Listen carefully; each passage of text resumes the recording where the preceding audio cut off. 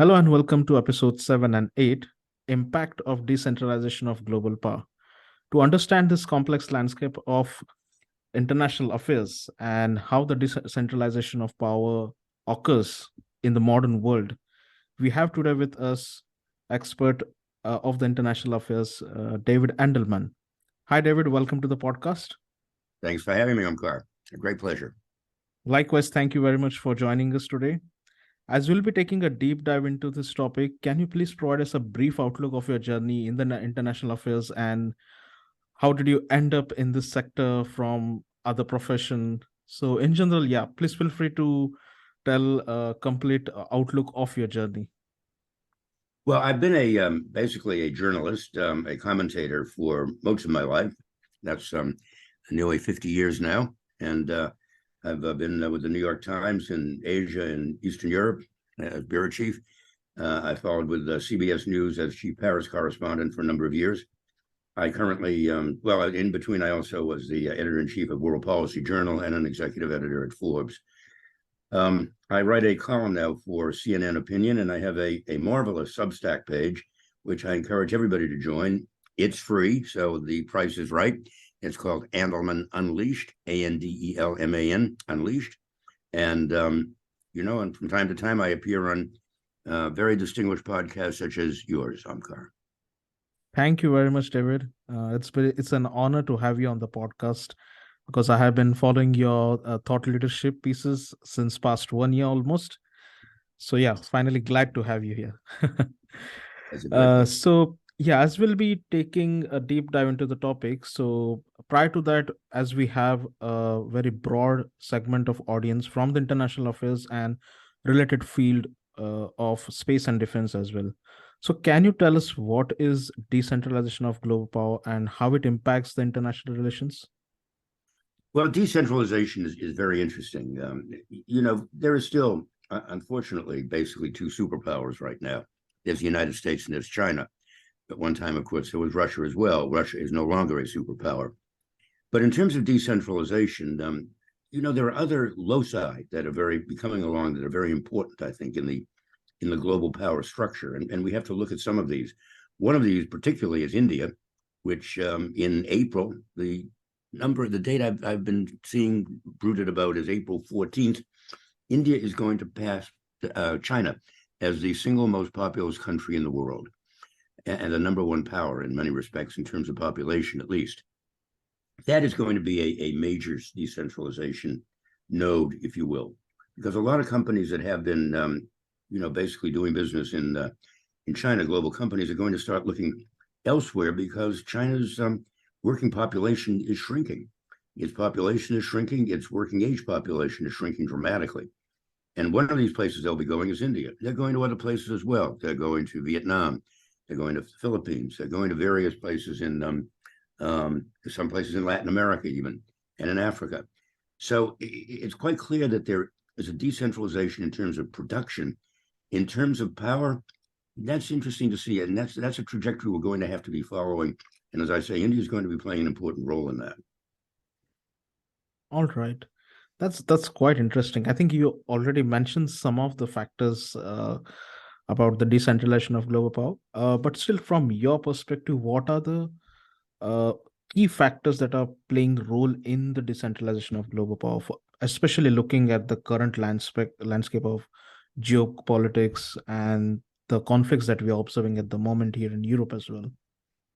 Well, military is one of the key issues right now, and of course we've seen the war in Ukraine. That's been a huge problem in terms of basically fragmenting the military structure. Russia is not able to any longer proceed on this war and to continue to pursue it without outside help. So it's turning into places like Iran, to a degree China, and so on. Ukraine equally is unable to match Russia domestically in terms of its military capacity, in terms of its ability to either fund or produce the kind of material that's necessary to basically carry on a war against a country that's about 3 times its size in terms of population and multiple times its size in terms of its total land area. So it's had to go to a number of other places, the major democracies, obviously, in the West, the British, the Americans, the Germans, French, and that's when that's what. In fact, there are over 27 countries right now that are on a regular basis supplying kinds of material that's necessary for Ukraine to continue to pursue its war, or its defense of its country, I should say. So I think in terms of that kind of decentralization, that's very important. There's an equally important decentralization in terms of finance and money. The African countries in particular, I've been following in great detail, and the sub-Saharan African countries in particular, and there we're seeing the traditional funders of those countries, basically the Russians and the Chinese. They are the ones that have really held Africa in its grip. The United States has been trying to come along and do more work with African countries with limited success. The French are actually pulling out of a number of African countries and abandoning them simply because it's become too violent a place for them to continue to pursue their activities. I'm thinking particularly in the Sahel. So, there are a lot of questions of decentralization. It's military, it's political, it's economic. There's no doubt about that. That's really an interesting perspective, I would say. But recently on this, your previous, I think, newsletters as well that I have read, I think our audiences definitely will try to subscribe to that as well. But from that perspective and the answer that you mentioned a key point, the word of a country name like Iran. So Iran at the moment is kind of an extended arm of Russia, we can say. So do you have any thoughts towards that? Because the next question that we'll be diving into is related to Russia, Ukraine. Well, there's no question that Iran is supporting the Russian process in the war against Ukraine, particularly in terms of drones, other military equipment, and so on.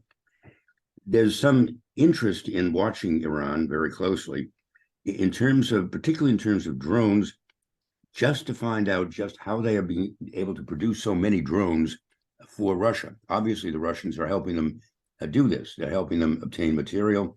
They're helping their funding and so on.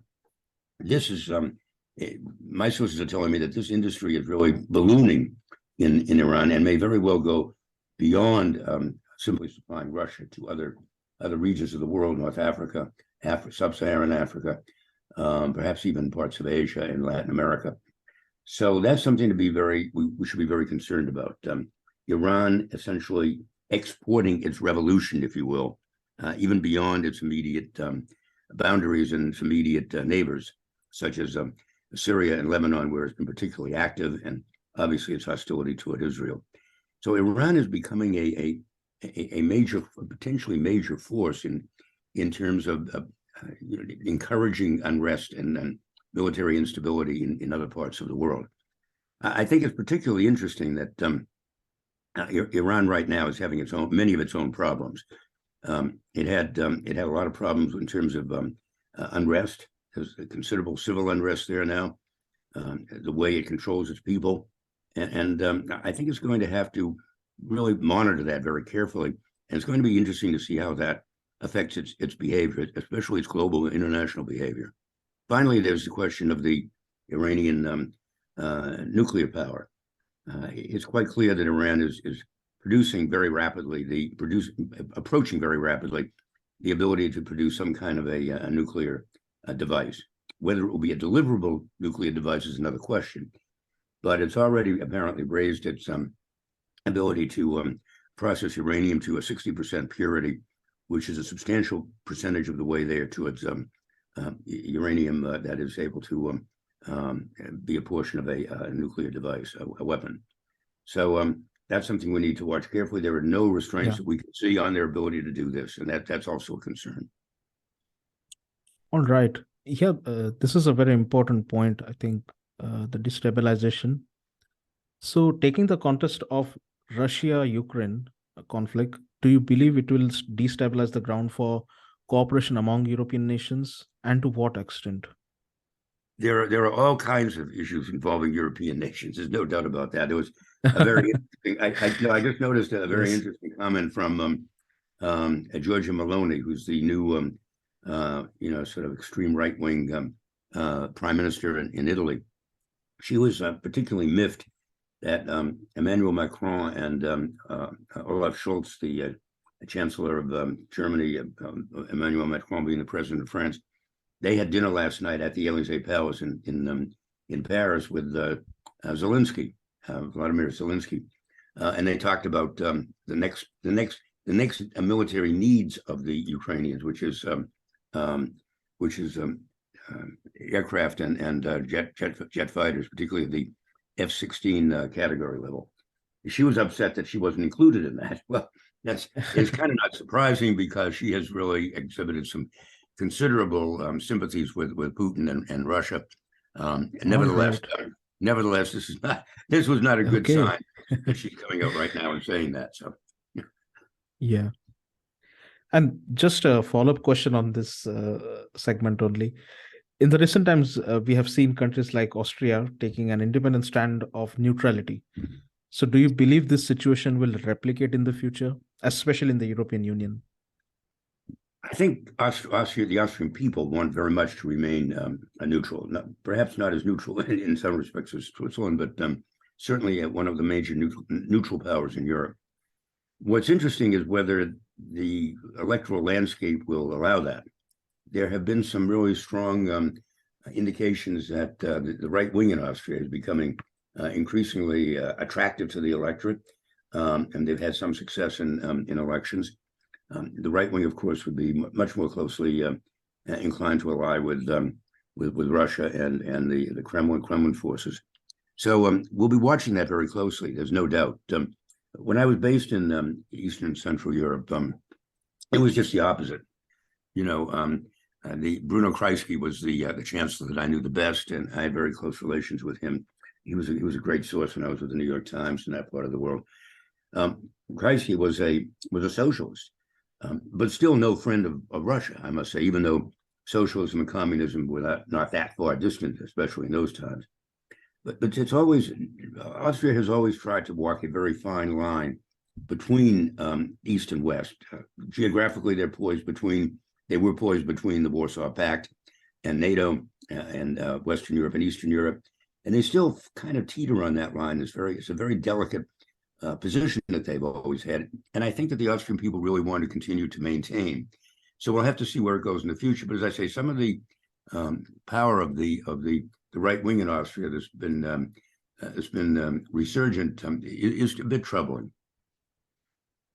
All right.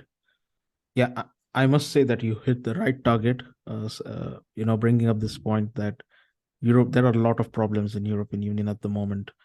So I from my perspective, I personally feel that a huge continent like this, which is like highly sizable in resources as well, they should have their independent stand. So do you think Europe highly needs to focus on an independent union rather than aligning itself with alliances or entering into new alliances or forging new alliances, especially with respect to critical decision-making process in international relations?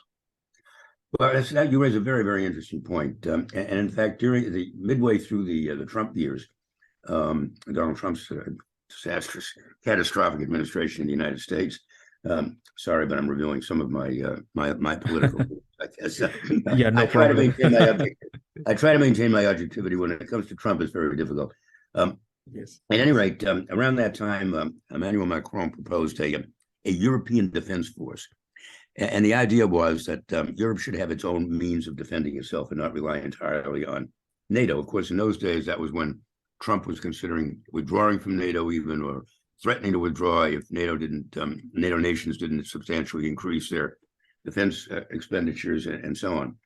That obviously has died down since Trump left office, although there are many in Europe that still worry that, in fact, Joe Biden is merely an interregnum, and that a Trump or a Trump-style presidency could reassert itself in the future with catastrophic consequences. Nevertheless, it seems to me that there are forces within Europe that really are anxious to develop an independent political military force that is independent of the United States, and we can chart Europe's So Europe can chart its future more effectively.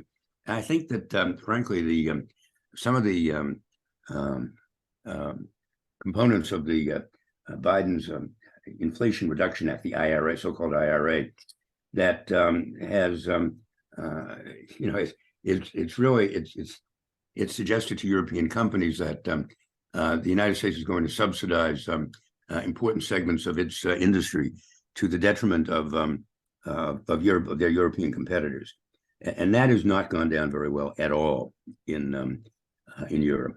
So Europe, there is some incentive in Europe to really, find a way of going its own way in so many respects that really could be very important, very significant going forward. Yes, I expected, of course, this perspective from you, but I wanted to, extend a little bit because I keep on reading your thought leadership piece, and yeah, it's finally understandable now about the extended perspective of yours. So the power dynamics in the international relations have been finely aligned with the United States and other allied nations. But due to the decentralization of power, the allied nations are restructuring their international relations. So do you think this has also urged United States to keep a close eye on the Indo-Pacific? Oh, certainly, the Indo-Pacific region is very important, and it's a very dangerous region right now in terms of a very delicate region. I mean, this whole Chinese balloon issue is critical. I'm sure we're going to get around to talking to that eventually. We might as well bring it up now. But Yes. there's no doubt that China is trying to reassert itself as the leading nation in the world, or certainly one of the two leading nations in the world. It wants the kind of respect that comes from strength and power. And Yeah. it's had a great deal of difficulty in asserting that because it has not had a real substantial blue water navy or air force able to project its power beyond the Asian mainland, and now it's beginning to have that ability. And I think this balloon issue is really in many respects central to all of that. It's central to understanding that the Chinese want to be taken seriously, that they want to show that they have a very good sense of how things are playing in other parts of the world. They want to understand how the American system, military structure functions, and that's one of the reasons for sending a balloon like that over. I mean, it's a crazy idea. They have 499 satellites in the skies. You would think we would be able to really have a pretty good sense of what's going on the ground without sending a highly visible balloon over Yes. they shot down over the United States. Yeah. But it's all part of that same Chinese a need to be seen and taken seriously, and also to project its power. I've really followed it just to some great extent, particularly since my last book, A Red Line in the Sand: Diplomacy, Strategy, and the History of Wars That Might Still Happen. And I talk about all of the new red line networks that the Chinese are setting up, particularly a whole web of them in the South China Sea, around these little islands that they've fortified and armed up, and also in terms of what they call the daisy chain of Chinese military bases around the Indian Ocean and across Yes. to the east coast of Africa. China wants to be seen as important a global power as the United States, on a par with the United States, and that's going to Yes. result in I think some real some confrontations going forward that are not going to be not going to be very salubrious. The conversations from episode 7 will be further continued into episode 8. So I kindly request you to move towards episode 8. I hope you enjoy listening to the podcast and especially this episode. Thank you very much.